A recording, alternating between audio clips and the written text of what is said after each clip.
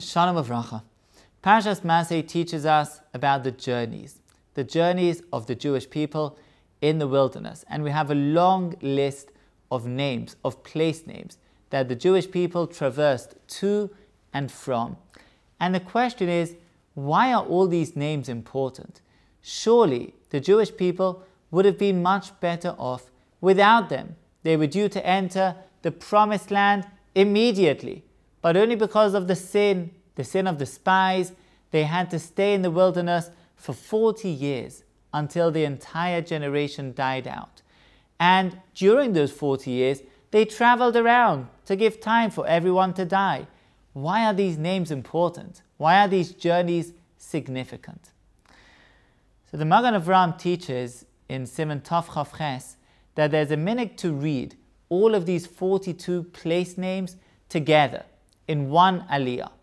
And the reason why is because they represent a name of a Kadosh Baruch Hu, the name that has 42 letters, and because these journeys, these sojourns in the wilderness, represent a name of Hashem, they need to be read together. And we learn from here that it's true. It could have been done another way. The Jewish people could have entered immediately into the land, and they didn't because of sin. But after they sinned, after this was the way that was decreed, then this becomes the only way. This becomes the way that God planned, the way in which the destiny has to come specifically through these journeys. And that's why the purpose of the Jewish people, Amzu Yatzarti li Tilosi Yisaperu, this nation I created for myself, my glory they shall tell, can only come this way. And we have 42 journeys representing the name, the divine name, that is revealed in the promised land on the foundation of all of these journeys. And this teaches us a remarkable lesson for the coming week, the week of the 9 days, the week approaching Tisha B'Av. Because some say, especially those who are distant from Torah practice, they say, we didn't need all of these years of exile, that we went through all of these journeys of the Jewish people from one place to another, from Babylon to Spain to Europe to Arab countries. We can skip it. We go from the destruction of the temple, and now we go back to the promised land, to the land of Israel, and we return to our early glorious beginnings, skipping over all of this 2,000-year exile. And the truth is that that's not the case. Every single one of those journeys that we went through in our exile is essential. It's true, there might have been another way. But once that becomes the way, then that's the only way. It's the way in which we develop, we mature.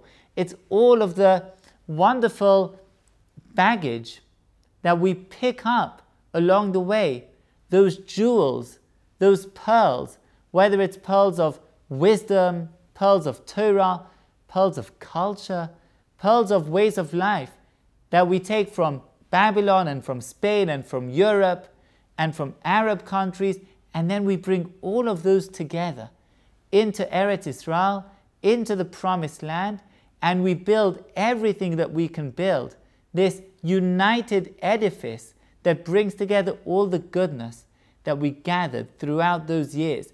Those years, I'm not expressing a longing for the exile. On the contrary, Baruch Hashem, we're in a completely different place than we used to be. But during those long, harsh, difficult years, we picked up from every one of those journeys. And today, we bring that home. All of that which we gleaned and gathered, we bring home into this unified Holy Land to build up towards the final destiny that we head towards. This is true on a national level, but it's even true on a personal level, because even each one of us has his own journey, and sometimes we think, what are we doing here? What are we doing on this specific leg of the journey? Why are these specific circumstances important or significant for us? And the truth is, who knows? Maybe there could have been another way. But once this becomes the way, it's the only way. It's the way in which we're destined to reach wherever it is that we need to get to. And we need to be able to learn, to mature, to glean from each one of those steps of the way, each one of those legs, each one of those stations. Each one has something to teach us. If we don't glean something, then we're missing out. There's some element, there's some base foundation that we're missing, that we need to be able to stand on, and that helps us reach our personal destiny. Whether it's us and all of our personal destinies together that make our final national destiny. We should all have a wonderful Shabbos.